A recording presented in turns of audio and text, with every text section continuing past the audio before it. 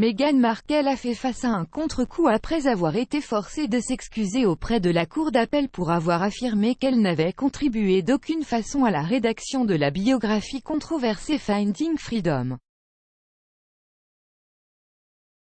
Meghan Markle avait précédemment affirmé qu'elle n'avait joué aucun rôle dans la rédaction du livre. Mais jeudi, la duchesse de Sussex a présenté des excuses à la cour d'appel pour avoir oublié d'avoir autorisé un ancien assistant à informer les auteurs de Finding Freedom. L'appelant de Jeremy Vine, Michael, a remis en question le demi-tour de la duchesse, affirmant qu'elle avait trahi la confiance du public avec sa conduite. Michael a déclaré « C'est cohérent. Elle a toujours été pleine d'extraits sonores et le classique était quand elle s'est impliquée pour la première fois avec la famille royale.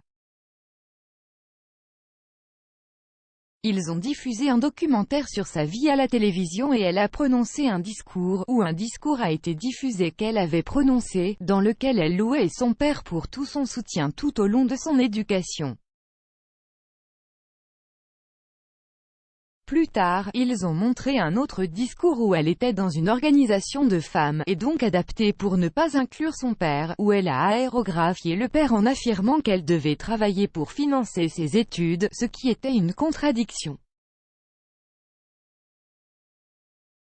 Le présentateur Jeremy Vine a cependant proposé un contre-argument aux affirmations de Michael, en déclarant « Vous l'avez suivi de près. Nous l'avons mentionné, c'est mauvais, elle a dit qu'elle n'avait pas coopéré, puis elle a dit qu'elle avait oublié et elle l'a fait. »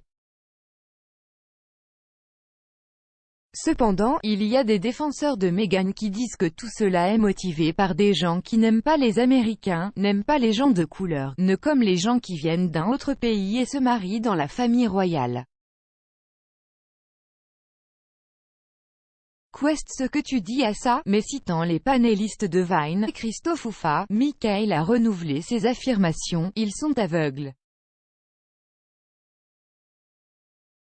Christo disait, dans l'ensemble, que les médias étaient initialement favorables et favorables à elle. C'était fondamentalement vrai, et c'était vrai du public. Et elle a trahi la confiance du public en elle.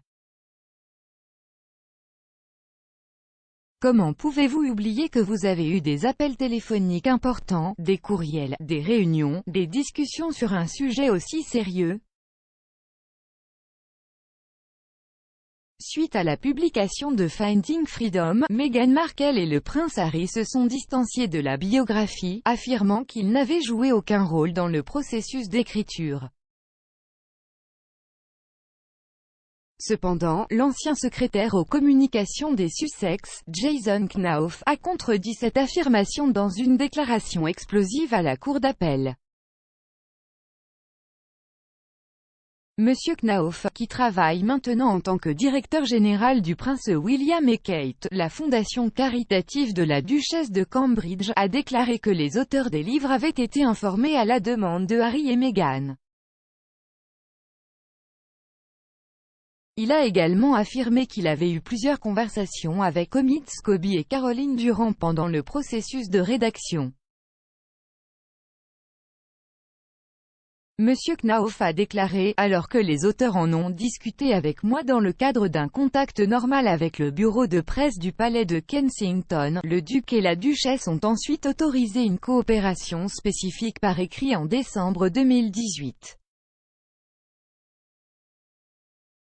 L'ancien assistant a détaillé les conversations qu'il a prétendu avoir eues avec le duc et la duchesse de Sussex sur la fourniture d'informations aux auteurs alors que le couple tentait d'éviter d'avoir un contact direct avec eux.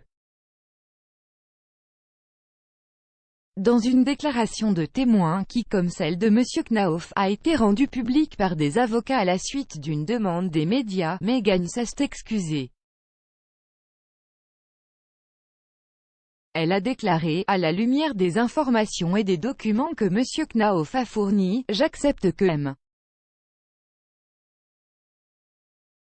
Knauf a fourni des informations aux auteurs du livre et qu'il l'a fait à ma connaissance, pour une réunion qu'il avait planifiée avec les auteurs en sa qualité de secrétaire à la communication.